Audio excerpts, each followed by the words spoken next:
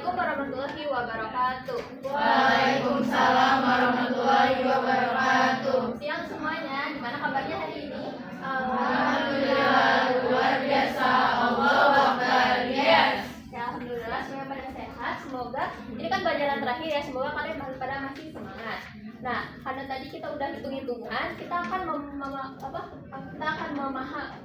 belajar tentang hal yang sangat familiar bagi kalian. Seperti ATM, kartu kredit, M-Banking, dan SBB. Kalian pada familiar nggak sih sama kata-kata ini?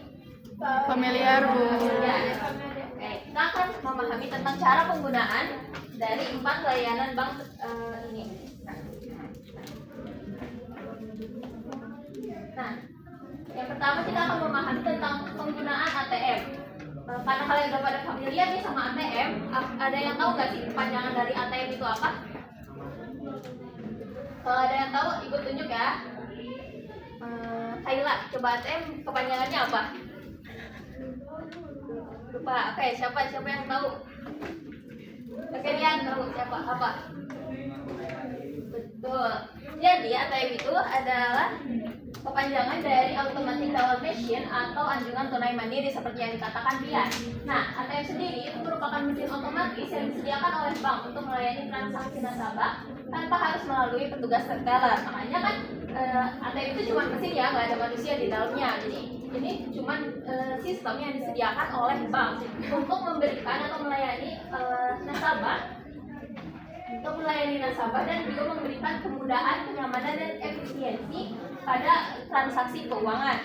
Nah, fungsi ATM itu kan banyak ya, mulai dari penarikan tunai seperti kita menarik uang dari saldo rekening kita, lalu juga ada transfer dana di mana kita memberikan uang kepada rekening dana yang lain. Misalnya kalian bayar UKT bisa lewat ATM kan, di mana kalian tinggal nanti kirim atau transfer dana ke rekening banknya UNJ. Lalu juga ada pemeriksaan saldo di mana kita sebagai nasabah bisa memeriksa saldo yang tersedia di rekening kita. Lalu untuk pencetakan mutasi juga, karena misalnya kita mau tahu nih, di sebulan sebelum kita kayak boros banget nih, mengeluarkan banyak banget uang.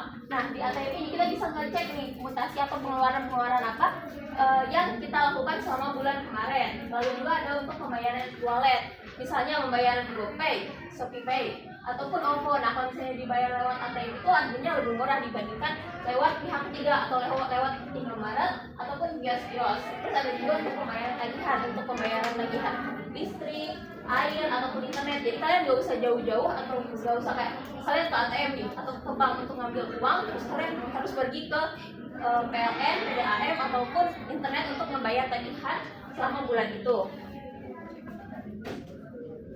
Nah, tapi apa sih risiko dan pencegah? Risiko yang harus dihadapi oleh penggunaan ATM ini. Nah, risiko yang terjadi itu bisa jadi adanya skimming ataupun pencurian data kartu dari nasabah. Kalian pernah dengar nggak sih kayak waktu dulu ada gempar, ada alat kecil yang bisa yang bisa mencuri data kalian. Kalau misalnya kalian masukin kartu ke ATM, pernah dengar nggak? Enggak. Nah itu tuh salah satu skimming atau pencurian data kartu. Terus ada juga pencurian PIN. Nah, pencurian PIN ini tuh bisa terjadi karena adanya kelalaian dari nasabah sendiri. Misalnya kita mau melakukan transaksi, terus ada orang mencurigakan nih di belakang kita, tapi kita lalai aja masukin PIN dengan nggak ditutupi gitu. Nah, bisa jadi ketika kartunya nanti aksesnya jatuh, nanti si orangnya yang tahu PIN kita bisa mencuri uang kita yang ada di rekening. Terus juga selain resiko yang disebabkan oleh kita sebagai nasabah, bisa juga resiko yang disebabkan oleh si mesin ATM itu sendiri, seperti kartu yang tertelan ataupun sistem yang kurang responsif. Nah, sebenarnya cara untuk mencegahnya banyak ya. Misalnya dengan tidak meminjamkan kartu ATM pada siapapun. Kalau misalnya kalian lagi malas untuk narik tunai, kalian jangan minjemin kartu ATM kalian ke si A nih. Karena si A mau keluar, terus kalian minjemin ATM, tolong dong sekalian tarikin saldo ke saya 500.000, kan otomatis pinnya ketahuan ya sama si A. Siapa tahu si A itu orangnya nggak amanah ataupun lain sebagainya. Terus juga kalau misalnya kita mau menggunakan ATM, usahakan menggunakan ATM di tempat yang ramai dan juga terang. Selanjutnya kita kita akan bahas tentang kartu kredit. Nah, jadi kartu kredit sendiri itu merupakan alat pembayaran berbentuk kartu yang dikeluarkan atau diterbitkan oleh bank atau lembaga keuangan tertentu yang memungkinkan pemilik kartu tersebut untuk membeli barang atau jasa dengan sistem pembayaran yang ditangguhkan. Nah, maksud ditangguhkan itu apa sih? Kalian pasti familiar dengan SPay letter, familiar kan? Nah, itu tuh sebenarnya kartu kredit itu sama-sama aja dengan pay letter. Karena kalian dikasih limit uang nih, misalnya 10 juta untuk membeli suatu barang. Nah, tapi bukan pakai uang kalian karena kalian dipinjemin dulu. Nah, itu tuh kayak gitu kartu kredit itu. Nah, kartu kredit itu memiliki banyak fungsi di dalam penggunaannya. Misalnya sebagai alat transaksi non tunai, alat pembayaran cicilan, penarikan tunai ataupun pembayaran daring. Nah, untuk keunggulan dan juga resiko yang biasa dihadapi oleh penggunaan kartu kredit ini, keunggulan dari penggunaan kartu kredit ini adalah kartunya sangat amat fleksibel karena berbentuk seperti kartu ATM seperti biasanya. Kalian para Gen Z biasanya sering males bawa cash gak sih? Males gak? Males. Nah, biasanya mereka menggunakan kartu kredit ini sebagai alat pembayaran agar lebih mudah karena kartu itu sifatnya praktis dan fleksibel. Nah, terus dengan adanya kartu kredit ini biasanya akan menerima banyak promo ataupun poin saat bertransaksi. Misalnya kalian beli suatu barang mahal nih, terus ada sales yang bilang kan, itu kalau misalnya beli dengan pembayarannya kartu kredit nanti bakalan dapat poin loh. Kalau saya poinnya sampai 2.000, ibu bisa dapat produk gratis di toko kami. Nah, itu salah satu keunggulan dari adanya kartu kredit. Terus kartu kredit ini itu udah diterima di berbagai tempat secara nasional ataupun internasional. Jadi kalau misalnya kalian nanti pergi ke luar negeri, kalian juga kalau misalnya kalian malas untuk ke money changer, kalian nggak perlu repot. Kalian bisa pakai kartunya aja untuk melakukan pembayaran karena sudah legal dan sudah bisa dilakukan di internasional. Tapi resiko yang harus dihadapi itu yaitu bunganya tinggi. Nah, ini tuh berlaku kalau misalnya tadi hanya nggak dibayar lunas. Jadi misalnya ibu ngelakuin transaksi pakai kartu kredit sebesar 10 juta. Nah, 10 juta pas ibu gajian si tagihannya itu nggak dibayar nih sama ibu. Nah, tentu aja itu tuh bakalan ngasilin bunga ataupun denda yang cukup tinggi di bulan berikutnya. Terus juga penggunaan kartu kredit ini mendorong gaya hidup konsumtif jika tidak dikelola dengan baik. Yang ketiga itu ada mobile banking atau m-banking. Nah, ini tuh pasti kalian punya ya, kalau saya udah punya rekening pasti punya mobile banking. Nah, mobile banking ini tuh merupakan layanan perbankan digital berbasis aplikasi yang dapat diakses melalui smartphone. Nah, layanan ini memungkinkan nasabah untuk melakukan berbagai transaksi perbankan dari mana aja dan kapan aja tanpa perlu datang ke bank ataupun ke ATM. Jadi kalau misalnya nih kalian mau bayar kayak tadi bayar tagihan, tapi kalian malas untuk ke ATM-nya karena mungkin jauh atau kalian lagi sibuk. Nah, kalian bisa mengaksesnya lewat HP aja. Nah, terus kalian tinggal bayar ke PLN, PDAM ataupun Telkom untuk membayar tagihan setiap bulannya. Nah, terus untuk keunggulan apa sih yang ditawarkan dari mobile banking? Keunggulannya cukup banyak ya, seperti akses yang cepat dan mudah, terus layanan yang lengkap dan efisiensi waktu. Nah, tapi resiko yang harus dihadapi itu adanya potensi serangan cyber seperti phishing, malware dan pencurian data. Lalu bisa juga terjadi penyalahgunaan data jika ponselnya hilang. Nah, mobile banking ini juga memerlukan koneksi internet yang stabil untuk dapat diakses dan digunakan secara optimal. Selanjutnya ada safe deposit box. Nah, mungkin ini layanan bank yang kalian kurang sering dengar. Itu ada safe deposit box. Nah, safe deposit box itu merupakan layanan penyewaan kotak penyimpanan yang disediakan oleh bank kepada nasabah nih untuk menyimpan barang berharga dengan tingkat keamanan yang tinggi. Nah, barang berharganya itu apa aja sih, Bu? Banyak ya, mulai dari emas, logam mulia, ataupun berlian, ataupun perhiasan bernilai tinggi. Perhiasan kalian punya harganya 15 miliar, nah kalian bisa masukin ke safe deposit box. Terus surat-surat penting juga bisa dimasukin ke safe deposit box, kayak ijazah, terus surat tanah ataupun lain sebagainya. Nah, keunggulan SDB sendiri itu keunggulan dari SDB sendiri itu adalah keamanannya udah terjamin, di mana setiap SDB pasti punya CCTV yang bisa diakses sama pemilik si SDB-nya sendiri. senggara dan biometrik, privasi dan kerahasiaan lebih, dan juga dapat melindungi berbagai barang-barang berharga dari bencana alam ataupun berbagai kerusakan. Nah, sampai di sini ada yang mau bertanya nggak? Saya ada pertanyaan. Ya, silahkan. Jadi apakah setiap prosedur itu pasti aman dari pencurian fisik dan juga apakah SDB ini rentan terhadap akses ilegal oleh akses terbaru? Oke, jadi sebenarnya SDB ini kan pasti ada mungkin terjadinya pencurian fisik walaupun udah dijaga keamanannya, tapi itu tuh sangat kecil karena keamanannya itu udah sangat amat dijaga oleh bank sedemikian rupa. Tapi ya emang mungkin ada kemungkinan kecil yang dapat terjadi kalau misalnya si internal banknya itu melakukan penyelewengan nih. Tapi kita sebagai nasabah itu diberikan banyak keamanan nih, di mana pembukaan SDB ini itu dilakukan dan disaksikan oleh pemiliknya sendiri, saksi dan juga dicatat secara resmi. Jadi nggak bisa dibuka sendiri oleh si pemilik kuasanya atau enggak dibuka sendiri oleh pemilik SDB-nya, karena ini tuh harus dicatat dengan resmi oleh pemilik bank tersebut. Nah, terus juga ini kan punya log aktivitas ya, jadi si SDB ini itu akan mencatat log-log apa aja yang terjadi di safe deposit box. Misalnya misalnya si A ini mau tiba-tiba buka SDB-nya milik saya nih. Nah, itu tuh bakalan masuk ke log aktivitas kalau misalnya ada aktivitas mencurigakan yang terjadi di safe deposit box milik saya.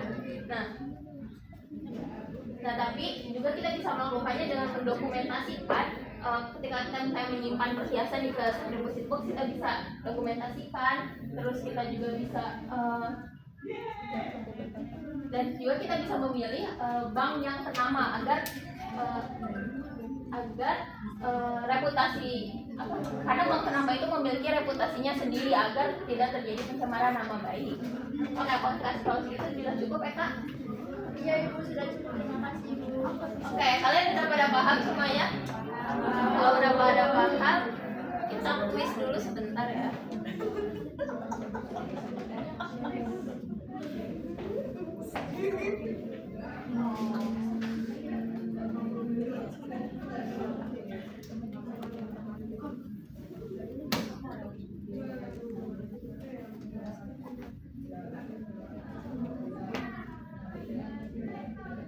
Nah, kalian bisa login ke Kahoot ya. Kahoot. Bentar ya.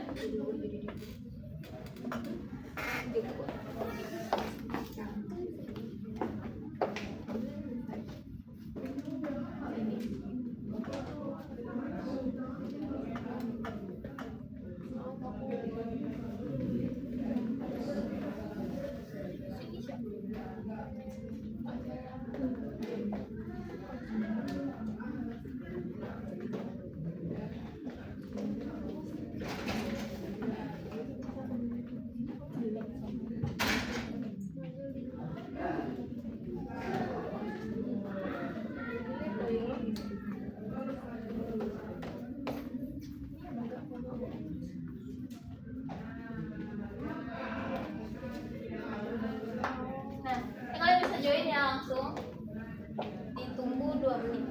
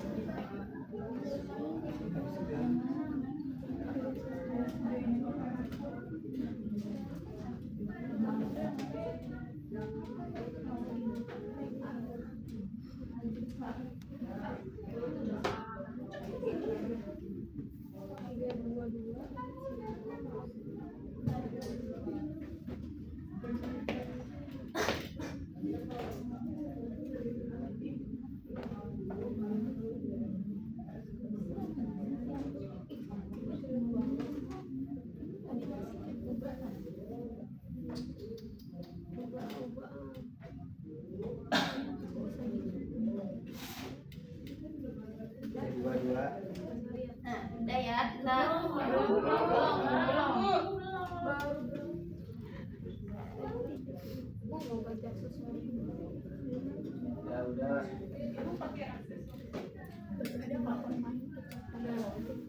ayo Player limit. kita mulai ya. Kapan Ali Bu? Ya, semenit lagi ya.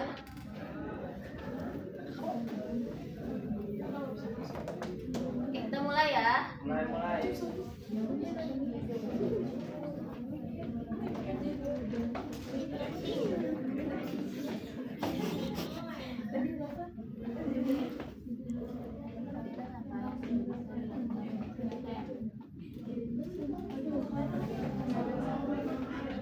Kelihatan nggak?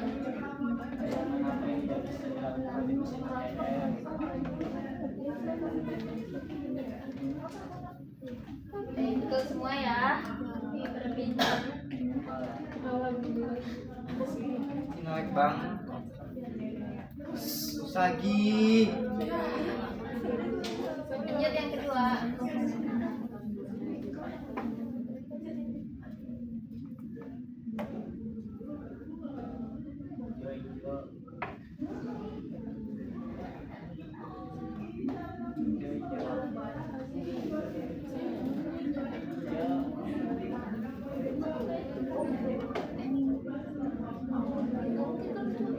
Wih, pada betul ya. Next.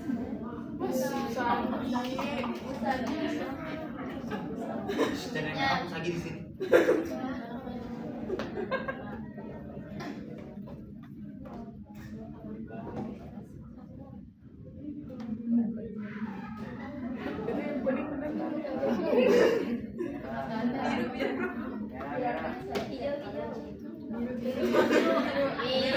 Keren.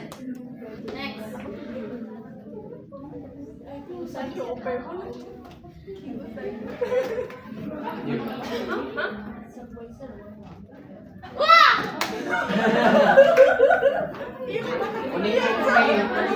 Hijau Bu. Merah Bu.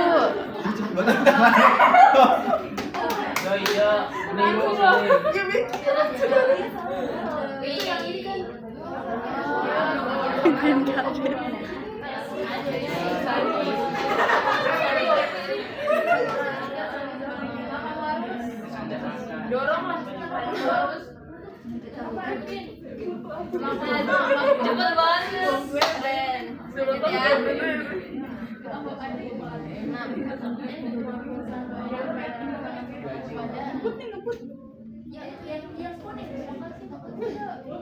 lokasi.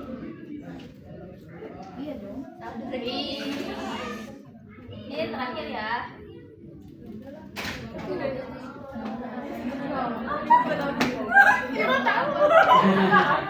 Ayo.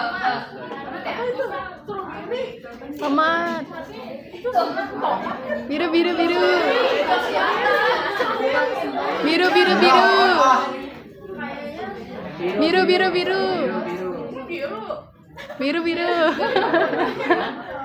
Wih, tuh.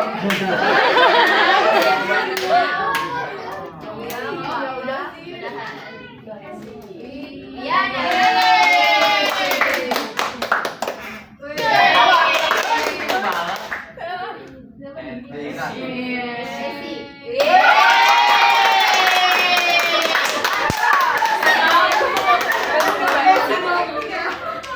siapa ya Oriana ya?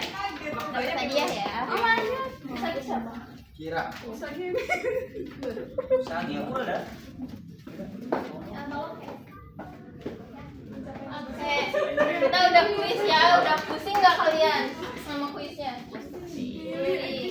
Kita ice breaking ya sebentar sebelum pulang biar semangat. Nah, Oke. ice breakingnya simple banget, namanya namanya cepat tunjuk. Nah nanti ibu kasih soal misalnya siapa yang jarang mandi. Nah kalian dalam hitungan ketiga kalian harus nunjuk satu orang misalnya sini gitu, tapi kalian jangan baper ya. Ini cuma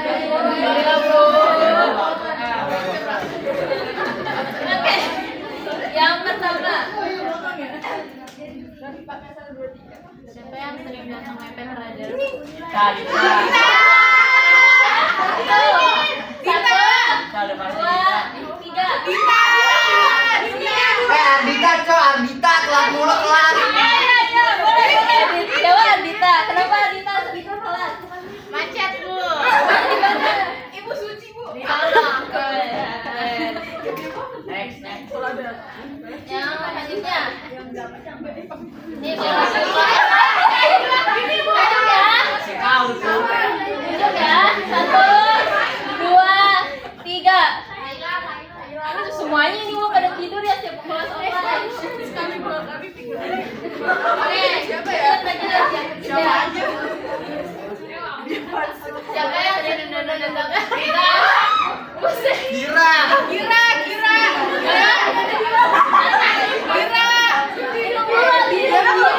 Satu, dua, tiga. Kira. Sama Esi ya, yang sering nunda-nunda tugas. Wah. Wah. Next. Yang keempat. Nah, coba kalau dia ada presentasi tapi malah fokus ke TikTok. Hari ini.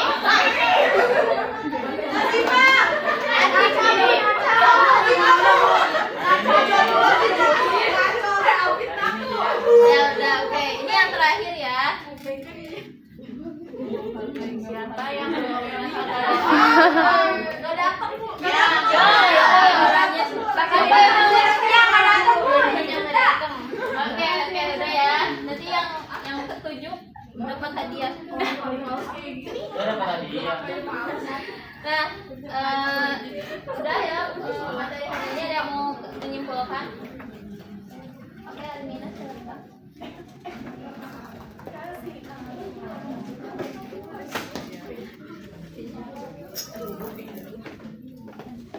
Jadi kesimpulan dari pelajaran hari ini, ATM, kartu kredit, mobile banking, dan cash deposit box adalah layanan perbankan modern yang mempermudah aktivitas keuangan nasabah. ATM digunakan untuk transaksi tunai, mengisikan uang atau transfer. Kartu kredit memungkinkan pembayaran tanpa uang tunai dengan sistem pinjaman. Mobile banking memfasilitasi transaksi keuangan secara online melalui aplikasi dengan koneksi internet. Sedangkan cash deposit box adalah layanan penyimpanan aman untuk barang atau dokumen berharga di bank. Masing-masing memiliki keunggulan dalam hal kepraktisan dan keamanan, namun tetap memerlukan sikap bijak dan waspada dalam penggunaannya untuk menghindari risiko seperti penipuan, penyalahgunaan, atau akses ilegal. Oke, terima kasih Almina atas kesimpulannya. Nah, nanti gua akan kasih tugas ya di Google Classroom. Jangan lupa dikerjakan mengingatnya sampai pertemuan berikutnya. Oke, mungkin sekian untuk pembelajaran hari ini. Kali cukupkan aja. Kita tutup dengan berdoa sesuai agama dan kepercayaan masing-masing. Berdoa dimulai. Oke, berdoa dicukupkan. Terima kasih semuanya. Terima kasih, Bu.